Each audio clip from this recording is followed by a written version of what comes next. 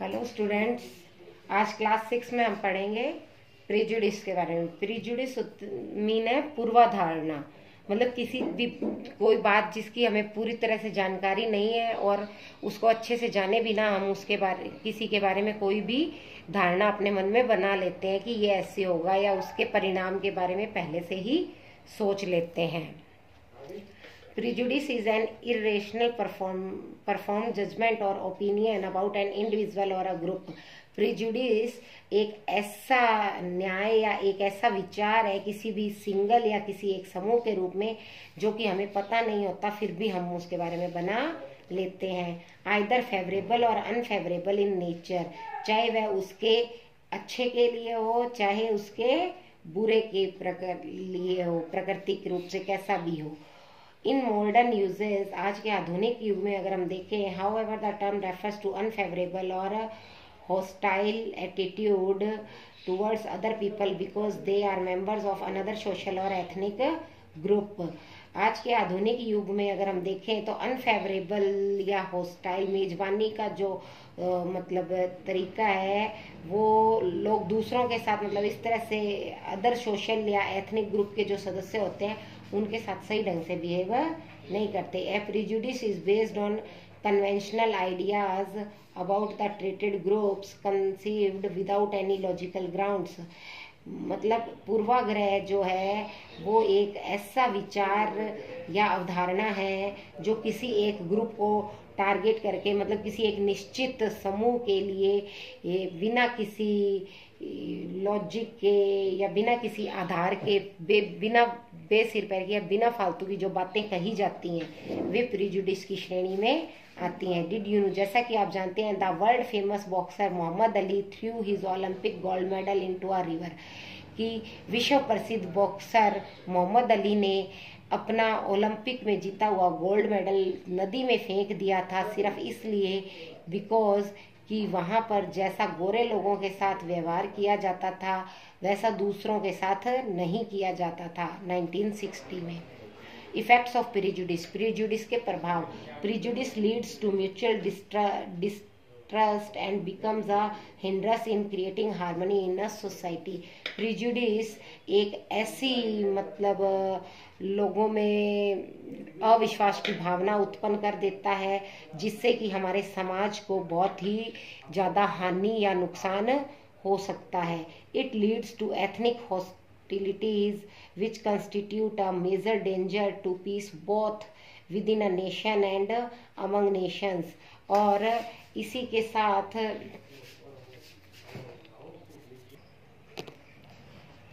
it leads to ethnic hostilities which constitute a major danger to peace both within a nation and among nations। और यह ज़्यादातर क्या है, जो संजातीय मतलब समुदाय या प्रजाति होती है उसमें संवैधानिक रूप से खतरा उत्पन्न करती है, या मतलब राष्ट्र और जो समुदाय वगैरह है उनके बीच में, दोनों में देखा जाए तो यह एक तरीके से खतरा उत्पन्न करता है प्रिजुडिस। फिर स्टीरियोटाइप्स, स्टीरियोटाइप्स है रूढ़िवादिता। When we people develop a negative positive opinion about someone और something they end up creating a stereotype. अब जब लोग अपने मन में विचार विकसित कर लेते हैं, चाहे वह नकारात्मक हो या सकारात्मक, किसी के बारे में या किसी वस्तु को लेकर, तो यह विचार कहाँ जाकर ख़त्म होते हैं, स्टीरियोटाइप या रूढ़िवादिता के रूप में ख़त्म होते हैं। We generalise our opinions which are based on preconceived ideas of yesteryears. अब अगर हम देखें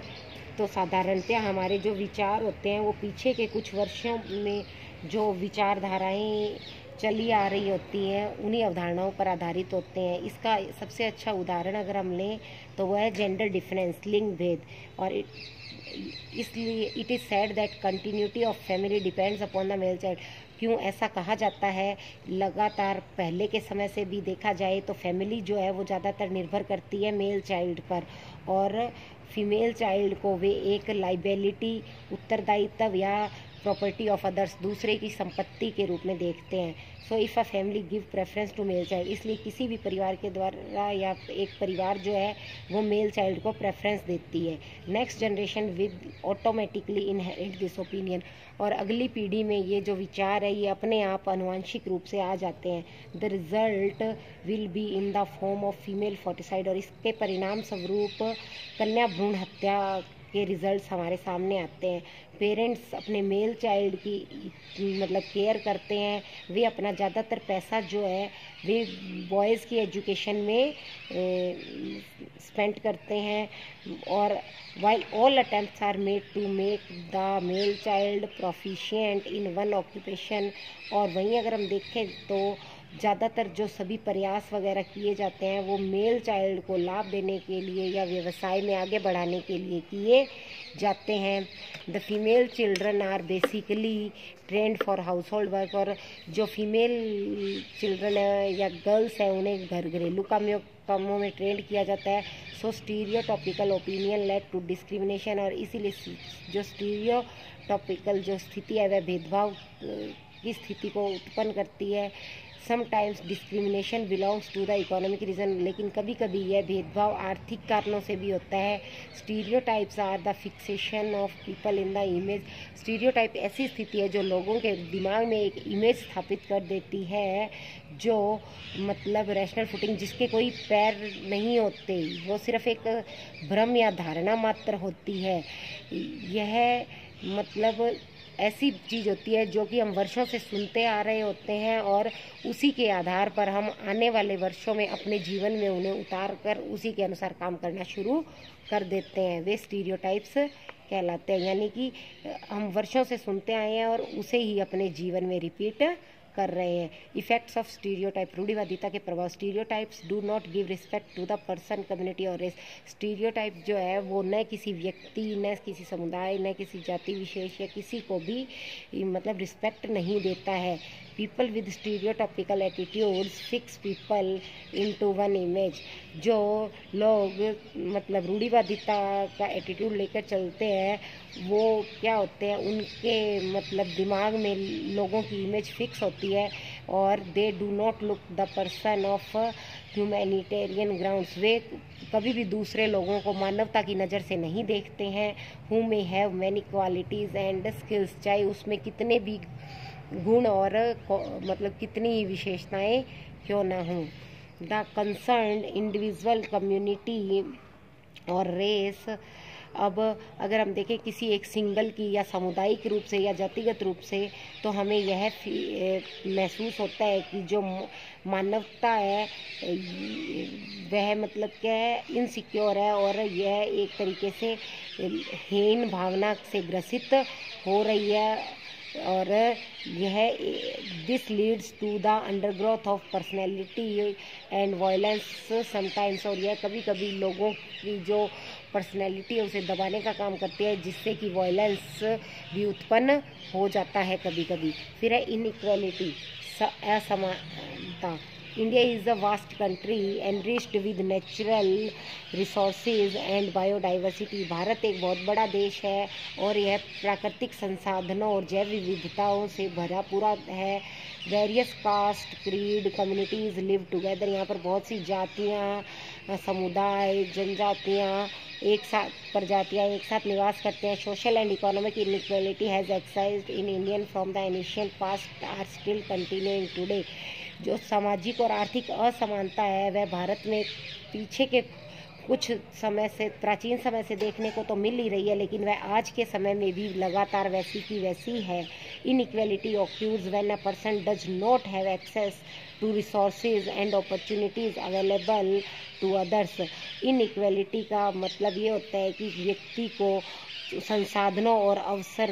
जो दूसरों को मिल रहे हैं उसके समान नहीं दिए जाते। Social and economic inequalities also lead to discrimination, सामाजिक और आर्थिक असमानताएं जो हैं वे भेदभाव को बढ़ावा देती हैं। People who are poor do not have the money resource to meet their basic needs like food, जो लोग गरीब हैं और जिनके पास पैसा नहीं है उन्हें जो संसाधन है, चाहे वो उनकी बेसिक आधारभूत आवश्यकताएं पूरी करने वाले जैसे कि भोजन, छत, कपड़े and people who are from backward, और जो पिछड़े हुए लोग हैं, वर्ग के जो लोग हैं, एक्सपीरियंस डिस्क्रिमिनेशन इन ऑफिसेज और देयर, उन्हें अपने ऑफिस या कार्यस्थल पर भी भेदभाव का सामना करना पड़ता है, अनुभव होता है इस चीज़ का। Sometimes people experience both kinds of discrimination, कभी कभी लोगों को दो प्रकार के भेदभावों का भी सामना करना पड़ता है, जैसे कि वे गरीब भी हैं और दूसरा वे बैकवर्ड कम्युनिटी या किसी जनजातीय समूह से बिलोंग करते हैं, तो उनके साथ जनजातीय आधार पर तो भेदभाव होता ही होता है, और वो गरीब हैं और पिछड़े हुए हैं, इस आधार पर भी भेदभाव किया जाता है। Do you know girls from single child families entitled to free education, जो अकेली जिसमें लड़कियां ही बच्चे हैं, उस परिवार के बच्चियों को शिक्षा फ्री में दी जाती है। To put end to bias against the girl child, यह क्या है, promote better sex ratio and promote the education of girls, महिलाओं के विरुद्ध जो आधारभूत अपराध या धारणाएं हैं उन्हें ख़त्म करने के लिए और अच्छे लिंगानुपात को बढ़ावा देने के लिए और लड़कियों की शिक्षा को बढ़ावा देने के लिए जो हमारी संघीय सरकार है उसने 22 सितंबर 2005 में प्रत्येक लड़की, चाहे वह सिंगल गर्ल चाइल्ड फैमिली है, would be eligible for free education, यह घोषणा की कि वह मुफ्त शिक्षा के लिए योग्य माने जाएंगे। From class 6 to 12 in schools affiliated to the central board of secondary education, वह चाहे 6 से लेकर 12 तक का कोई भी CBSE का स्कूल होगा, वहाँ पर वह बिल्कुल फ्री स्टडी करेगी लड़की। इनइक्वलिटी ऑफ वुमेन, महिलाओं में असमानता ऑल थ्रू द एजेस, अब अगर वर्षों के रूप में देखें, women's on the basis of gender have always been discriminated, महिलाओं के साथ लिंग के आधार पर हमेशा भेदभाव किया जाता है। The difference in sex is biological, और यह जो लिंग के आधार पर जो जैविकीय भेदभाव है, but gender discrimination is sociological, sex जो है मेल फीमेल का वो तो बायोलॉजी के आधार पर अलग है, बट जो हम लिंग के आधार पर भेदभाव करते हैं वो सामाजिक है। Gender inequality in India exist in terms of gross population, लिंग की असमानता जो है वो भारत में अस्तित्व में देखने को मिलती है, तो वो जो हमारी जनसंख्या है, शिक्षा है, लिंगानुपात है, सामाजिक आर्थिक स्तर है या अवसर हैं, उन सब में देखने को मिलती है। If we see the life of Indian women we find the cooking at home, अब अगर हम भारतीय महिलाओं की जीवन देखें तो हम क्या देखते हैं कि वे घर पे खाना बनाती हुई, बच्चों की केयर करती हुई या बड़ों की सेवा करती हुई, कपड़े धोती हुई या सारे घर के या खेत के काम करती हुई अपनी फैमिली को सपोर्ट करती हुई नज़र आती हैं। In spite of this contribution they are underpaid and exploited, और ऐसा वे अपना जो सहयोग है वे केवल बिना किसी कीमत के या भुगतान के करती हैं और उनका शोषण भी किया जाता है।